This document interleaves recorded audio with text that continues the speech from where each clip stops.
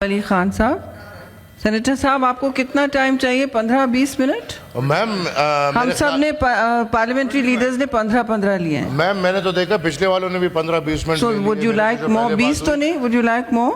یس میں سمجھتا ہوں کہ میں انشاءاللہ کوئی یہ چیز نہیں کروں گا۔ 20 minutes then. میں بجٹ پہ اپنے آپ کو پریسائز رکھوں گا۔ شروع کرتا ہوں اللہ کے نام سے جو رحمان اور رحیم ہے۔ میں دونوں اطراف کو کہوں گا کہ تمہیں یاد ہو کہ نہ یاد ہو، ہمیں یاد ہے ذرا ذرا۔ آج میں اپنے بھائیوں کی مایوسی دیکھ سکتا ہوں۔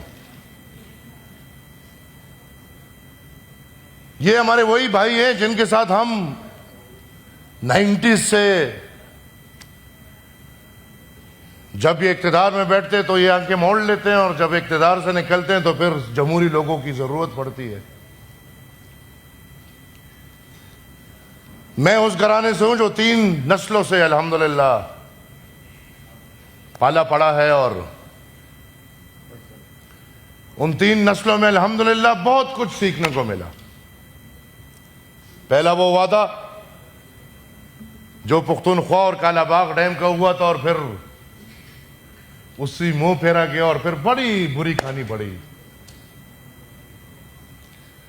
جو خان عبدالولی خان کے ساتھ میاں نواز شریف صاحب نے کیا تھا۔ دوسرا وہ وعدہ جو سی پیک کے ٹائم میں میاں نواز شریف صاحب نے جناب اسفندیار ولی خان صاحب کے ساتھ ویسٹرن روٹ کا کیا تھا، اور اس سے بھی مکر کے بڑی زور کی کھانی پڑی۔ ہم نے پھر پی ڈی ایم کا دور بھی ساتھ گزارا۔ ووٹ کو عزت دو، ووٹر کو عزت دو، اور پھر ہم نے وہ حیران کن مرحلہ بھی دیکھ لیا جہاں پہ ان نعروں کے بعد اندرونی خانے معاہدے ہوئے، اور پی ڈی ایم میں جس چیز کے لیے ہم آپ مسلم لیگ جے یو آئی اکٹھے ہوئے تھے کہ ان لوگوں کو زبردستی لایا گیا ہے اور ہم نے یہ نہیں چھوڑنا، تو ماشاءاللہ الحمدللہ مسلم لیگ نے کیا کیا؟ جمہوریت کے کفن پہ وہ تابوت پہ کیل ٹھوک دیے۔ آج میں مبارکباد کہوں گا۔ کیا بات ہے بھائی، دنیا کے سب سے بڑے مسئلے میں مبارکباد دوں گا، اچھی حرکت ہے، لیکن حکومت کو مبارکباد کے ساتھ یہ بھی بتاتا چلوں کہ اب پیٹرول کی قیمتیں بھی کم کرنی ہوں گی۔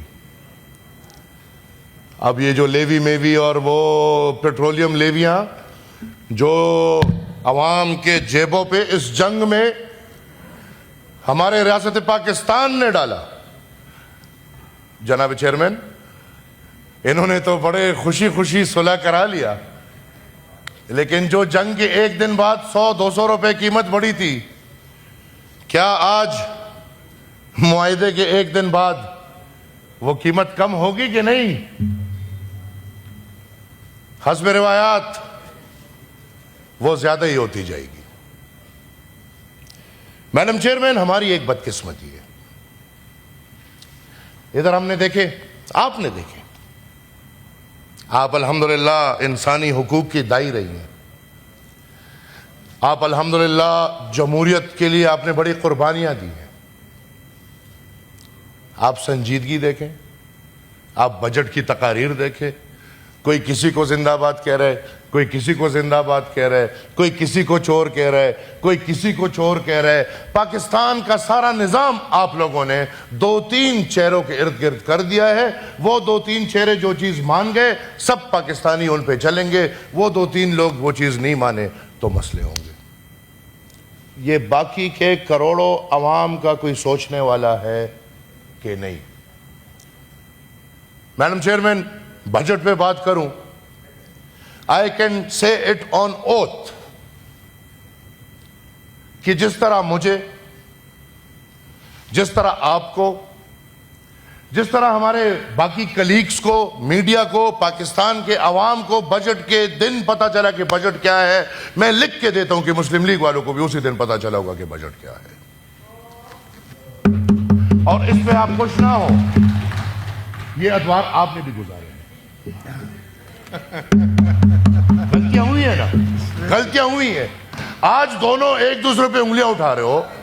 بھائی ہماری بجٹ کیا یہ بجٹ پاکستان میں بنے کہ یہ بجٹ آئی ایم ایف؟ آپ وزیر اپنا نہیں بیٹھا سکتے تو بجٹ اپنا بنائیں گے؟ کیا بات کرتے ہو؟ میں نے پی ڈی ایم کے ساتھ دور گزارے 15 سال 20 سال سے ہم مسلم لیگ کو جانتے ہیں۔ یہ جو وزراء آج بیٹھے ہیں یہ تو میں نے مسلم لیگ میں نہیں دیکھے تھے۔ بتائیے نا صاحب، محسن نقوی صاحب تو کو میں نے تو مسلم لیگ میں کبھی نہیں دیکھا، اورنگزیب صاحب کو تو میں نے مسلم لیگ میں اتنا عرصہ نہیں دیکھا۔ یہ روایات ہیں۔ یہاں پہ آپ کی اکانومی کمپرومائزڈ ہے، آپ جتنا ہنس لیں، بس حکومت جس کو بھی ملتے ہیں بجٹ کے دن مایوس ہوگا، بات ختم۔ کیونکہ جو حکومت دیتا ہے خوشی خوشی بجٹ اس کے لیے بنتا ہے۔ اللہ کا شکر ہے ویڈیوز پھر ہمیں نہیں بنانے پڑتے، ہم پھر الحمدللہ قید گزارتے ہیں۔ ہماری تاریخ ہے، میرے پردادا نے 40 سال قید گزاری ہے، میرے دادا نے 15 سال قید گزاری ہے، میرے والد جو ادھر ان کے کلیگز بیٹھے ہیں ان کے ساتھ جو جو ہوا ہے اس جمہوریت کے خاطر۔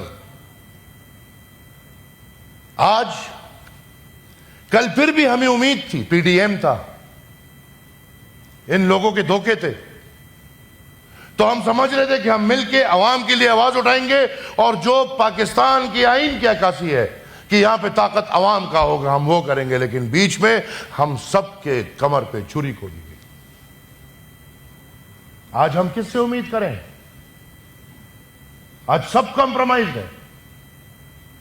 آپ لوگوں کے ساتھ میں اٹھنے کو تیار ہوں، ادھر شور نہ مچائیں۔ جو وزیرہ نے 109 ارب روپے پختونخوا کے حوالے کر دیے اس پہ ذرا بات کریں۔ ادھر بجٹ پاکستان کی تصویر کی عکاسی ہے۔ ہم ہر سال یہ کرتے رہیں گے، ڈرامے بنیں گے، اس کا مذاق اڑاؤ، اس کا مذاق اڑاؤ، وہ چور ہے، یہ چور ہے۔ بابا عوام کو یہ نہیں چاہیے، عوام کو اپنا حق چاہیے۔ کیا عوام کی قسمت پہ صرف ٹیکسز آئیں گے؟ تو میں ایز دا پریزیڈنٹ آف عوامی national party I rise to oppose this budget not as a routine exercise, but as a duty to the people of this federation. یہ بجٹ پاکستان کی عکاسی ہے۔ ہمیں پورے بجٹ میں بتائیں، جو ہماری حکومتی بڑے عزتدار ہمارے لوگ ہیں لیکن بڑا بجٹ بناتے ہیں، یہ اب ان کی ذمہ داری ہے۔ مجھے پورے بجٹ میں بتایا جائے کہ قرض اور ٹیکس کے علاوہ پاکستان کے پاس کیا ہے کہ وہ کمائے اور وہ اپنے لوگوں کے لگائے۔ جو ہمارا میکسیمم بجٹ قرض کے سود کے ادائیگی پہ لگ رہا ہے، پورے بجٹ میں مجھے دکھائے کہ قرض کم کرنے کا کوئی طریقہ نکالا ہے کہ نہیں۔ وہ چور ہے اور یہ ڈاکو ہے اور میرا والا اچھا ہے اور تمہارا والا برا ہے، مجھے سب کا پتہ ہے۔ الحمدللہ الحمدللہ ہمیں سب کا پتہ ہے۔ تو یہ باتیں نہ کریں۔ وہ آپ کل ادھر بیٹھ کے ان کو چور کہتے تھے، یہ آج بیٹھ کے آپ کو چور کہ یہ چلتا رہے گا، اور یہ چلانے والے لوگ ہیں۔ ہماری بدقسمتی یہ ہے میم چیئرمین یہ بجٹ از نتھنگ نیو. میں تو پاکستان میں جتنی عمر گزاری ہے، اب ہر بجٹ دیکھیں بہت ہلکے پھلکے مائنر ٹویچز ہوں گے، باقی بجٹ وہی ہے. اس بجٹ میں غریب عوام کا کیا ہوا ہے، کب ہوا ہے، کس سال ہوا ہے، کس سن ہوا ہے، کس کے دور میں ہوا ہے؟ عمران کے دور میں ہوا، نواز شریف کے دور میں ہوا، شہباز شریف کے دور میں ہوا، کس دور میں ہوا؟ ڈکٹیٹرشپ کے دور میں ہوئے. ایک وہ بجٹ مجھے دکھائیں جو بجٹ عوام کے لیے بناؤ.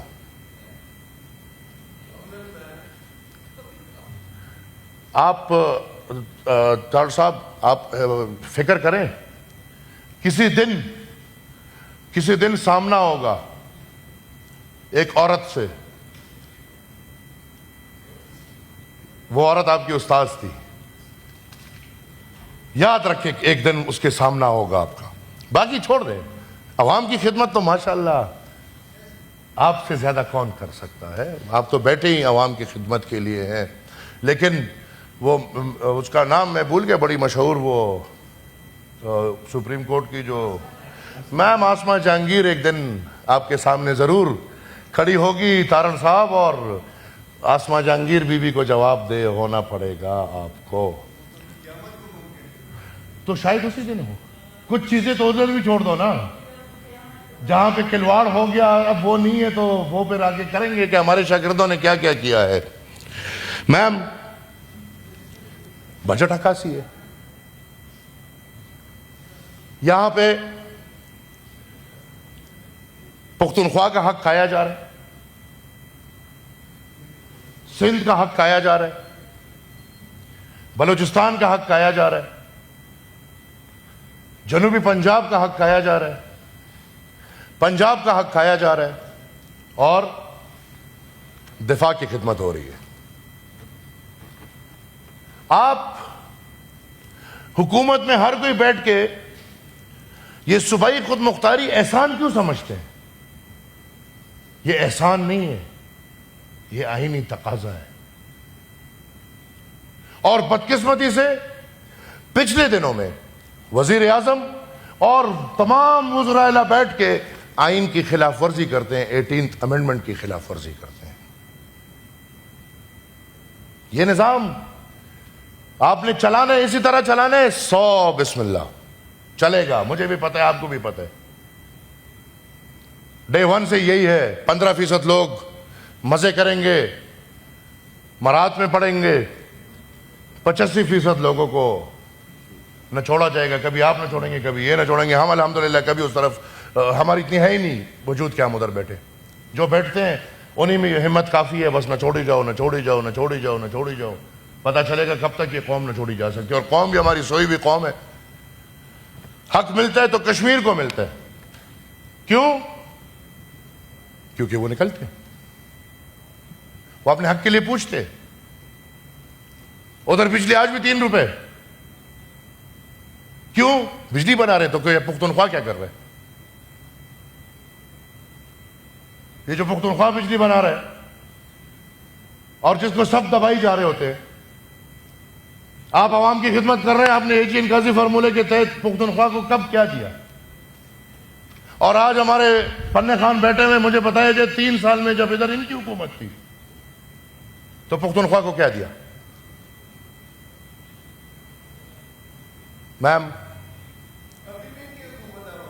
نہیں، اب ادھر تو آپ کی ہے. وفاق میں آپ ہیں، کوئی اور ہے؟ شہباز شریف صاحب آپ کا ہے؟ میرے خیال میں نہیں ہے آپ کا بھی. میرے خیال میں آپ کا نہیں ہے. وہ پیسے وفاق نے دینے ہیں. AG انقاذی فارمولا، AG انقاذی فارمولا وفاق نہیں. ان کو ذرا سمجھائیں نا. خیر صاحب چھوڑ دیں، احمد صاحب تقریر. ان کو شوق ہے نا. AG انقاذی فارمولا کے پیسے وفاق نے دینے ہیں. 18th امینڈمنٹ پہ عمل وفاق نے کرنا ہے. ڈیولوشن آف پاور وفاق نے کرنا ہے. ایک طرف آپ کہتے ہو کہ ہمارے پاس پیسے نہیں ہیں، دوسری طرف ادارے بھی دبائی رکھو. بھائی 18 امینڈمنٹ کے بعد یہ ادارے منتقل کرو، ختم کرو. وفاق میں ہیلتھ کیا کر رہا ہے، ایجوکیشن کیا کر رہا ہے، یہ باقی چیزیں کیا کر رہی ہیں. 5 وزارتیں رکھو. ملک کی حالت دیکھو، قرضے لے رہے ہیں، ٹیکسز بڑھا رہے ہیں، اور وزیروں کی فوج دیکھو، ایک ایک کام جس میں کوئی پاور نہیں ہے، دو دو وزیر ہے، اختیار ایک کے پاس بھی نہیں ہے۔ اداروں میں کیا ہو رہا ہے؟ میڈم، صرف تنقید پہ کام نہیں ہوگا، میں یہ بھی سمجھتا ہوں، صرف تنقید سے پاکستان نہیں بڑھ سکتا۔ اور میم، آپ کو بھی پتہ ہے، ہمیں بھی یہ پتہ ہے کہ یہ تقریر بھی محض ایک تقریر ہی ہے، اس سے نہ کچھ بدلے گا، نہ کسی کو حیا، نہ وہ جو میرے چاچا خواجہ آصف صاحب کہتے تھے، آج وہی میرا دل کر رہا ہے کہ کہہ دوں کہ نہ کسی کو حیا آنی ہے، نہ کسی کو شرم آنی ہے، نہ کسی کو غیرت آنی ہے، نہ جمہوریت جاگے گا، نہ عوام سوچ جاگے گا۔ یہ صرف محض تقریریں ہیں۔ آئی ایم ایف سے تیار شدہ بجٹ آپ کا آیا ہے، اس میں اتنے چینجز آپ نہیں کر سکتے، وہ کامیاب ہوگا، اور پھر بدقسمتی سے پاکستان کا بجٹ بھی، یہ جو ہمارا ایک کانٹریکٹ ہے، دس از اے سوشل کانٹریکٹ، یہ 1 2 3 نہیں ہے، یہ ریاست کا اپنے عوام کے ساتھ، ماں باپ کا اپنے بچوں کے ساتھ آنے والے سال کا ایک سوشل کانٹریکٹ ہے۔ تو اس کانٹریکٹ سے ہی پتا چل رہا ہے کہ ریاست سوتیلی ہے، اس کانٹریکٹ سے ہی پتا چل رہا ہے کہ ماں باپ دونوں سوتیلے ہیں، وہ ان کے بھی نہیں ہیں بیچاروں کے، اب وہ کسی اور کے ہیں۔ اور یہ کانٹریکٹ عکاسی کرتی ہے کہ پاکستان کا سسٹم یہی سسٹم ہے۔ میم، انگریز آیا، انگریز نے ایک نظام بنایا، ایک پرائے وطن میں ایک پرائے قوم کو کنٹرول کرنے کے لیے ایک نظام بنایا، چوکیدار بٹھائے ڈی سی کے دفتر میں، کمشنر کے دفتر میں، باقی طریقوں سے۔ ہم نے انگریز سے تو آزادی حاصل کر لی، لیکن ہم آج تک انگریز کے اس چوکیدار سے آزاد نہیں ہوئے۔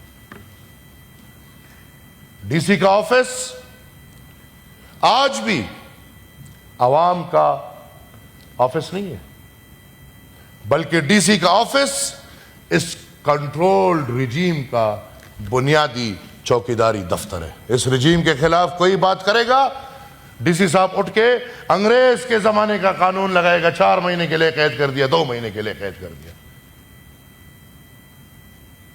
آپ کے پولیس رولز ابھی تک انگریز کے چل رہے ہیں۔ اور پھر یہ سرکاری ملازمین کا یہ جو اتنا بڑا کیا بوت ہے، جو کام نہ کرنے کی تنخواہ لیتے اور کام کرنے کی رشوت لیتے، کام نہ کرنے کی تنخواہ لیتے اور کام کرنے کی رشوت لیتے ہیں۔ اس ماحول میں جہاں آپ غریب کو، ہاری کو، مزدور کو، تنخواہ دار کو، چھوٹے روزگاری کو، ان کو آپ دبوچ رہے ہیں، آپ پھر بھی بڑی مچھلیوں کو کچھ نہیں کہہ سکیں گے۔ جو 140 کاروبار ہے، اس کو آپ ٹیکس کے اندر کیوں نہیں لاتے؟ اور ہر کوئی بات کرتا ہے میم چیئرمین، اسلام اسلام، کوئی کیا کوئی کیا، اور اگر حافظ ہو تو وہ تو اور سمجھتا ہے، اسلام میں تو چھپے ہوئے پیسے ہے نہیں۔ میں نہیں کہتا، اسلام کہتا ہے۔ تو یہ جو کھلے پیسوں میں جو ہو رہے وہ تو ٹھیک ہے، لیکن وہ جو چھپے ہوئے پیسوں کا ہے، کیا اسلام اس کی اجازت دیتا ہے؟ میں اپنے بھائیوں سے پوچھ لوں گا جو مذہبی نظریے میں سیاست جمہوریت کر رہے ہیں، کہ مجھے بتایا جائے کہ خلفائے راشدین کے وقت میں یا اسلام کا جو عکاسی ہے اس میں سرکار کا پیسہ کس طرح چلنا چاہیے اور کیا ہونا چاہیے اور کیا نہیں ہونا چاہیے اور کس کے کتنے چھپے ہوئے پیسے ملنے چاہیے اور نہیں ملنے چاہیے، ذرا اسلام کی بات کر لیں۔ میم، ہم جب تک ان بوتوں کو کنٹرول نہیں کریں گے پاکستان ترقی نہیں کر سکتا۔ مسلم لیگ اس وقت میں سمجھتا ہوں کہ وہ مفلوج ہے، حکومت مفلوج ہے۔ یہ جو ہو رہا ہے یہ نواز شریف کا نظریہ نہیں ہے، یہ جو ہو رہا ہے یہ نواز شریف کی سوچ نہیں ہے، بلکہ نواز شریف تو وہ لیڈر تھا جو جاگ کے کہتا تھا کہ جاگ پنجابی جاگ تیرے پگ نو لگ گیا آگ۔ ابھی نواز شریف کی اپنی پارٹی وہ پگ نو آگ لگا رہی ہے تو کوئی مسئلہ نہیں۔ آج کشمیر کے ساتھ کیا ہو رہا ہے؟ پختون غدار، بلوچ غدار، سندھی غدار، گلگت بلتستان والا غدار، آج پاکستان کی شہ رگ غدار۔ میں بار بار یہ کہتا ہوں یہ غداری ختم کرو۔ یہ آپ محب وطن پنجاب پہ بہت زیادہ بوجھ ڈال رہے ہو، اور وہ اتنا بوجھ ڈال رہے ہو کہ یہ محب وطن پنجاب برداشت نہیں کر پائے گا۔ آپ اپنی قوم کو اتنے آسانی سے بس غدار۔ اور ہاں، اگر کوئی ہمیں یہ کہنا چاہتا ہے کہ ان حرکتوں کے پیچھے ہندوستان ہے، ضرور ہوگا، ضرور ہوگا، میں بالکل آپ کے ساتھ مانتا ہوں کہ ہوگا۔ انگلی پوائنٹ کرتے ہیں، یس I'll also point the finger with you، لیکن یہ جو باقی فنگرز اپنی طرف پوائنٹ ہو رہی ہے اس پہ سوچا ہے کہ نہیں سوچا؟ اگر ہندوستان کر رہے تو کیوں کر رہے؟ اگر افغانستان کچھ کر رہے تو کیوں کر رہے؟ اس کیوں کے جواب تک اگر ہم پہنچ گئے تو انشاءاللہ یہ چیزیں نہیں ہوں گی۔ اور میم چیئرمین، اگر آپ کے اپنے بچے بگڑ جائیں تو آپ ان کو غدار نہیں کہتے۔ اگر وہ بگڑ جائیں گے آپ کے دشمن ان کو ہاتھ میں لیں گے، یہ ایک نام ہے۔ آپ کا دشمن تیار بیٹھا ہے اس موقع کے لیے کہ کون سا موقع استعمال کروں کہ پاکستان کو میں ڈیسٹیبلائز کروں، ٹھیک ہے؟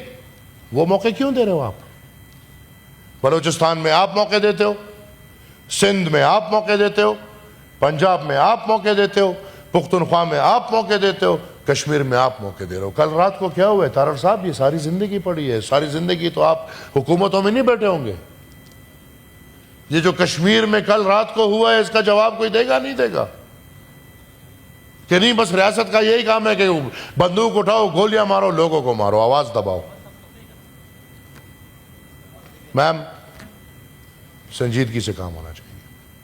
میں I offer an extended hand to Pakistan Muslim League, ہمت کرو، ہمت کرو، جمہوریت کی خدمت کرو، ہمت کرو، آئین کی خدمت کرو۔ یہ وردی مردی والے اتنا نہیں ڈرو، انشاءاللہ ہم آپ کے ساتھ کھڑے ہوں گے، جو بھی سختی ہوگی ایک ساتھ گزاریں گے۔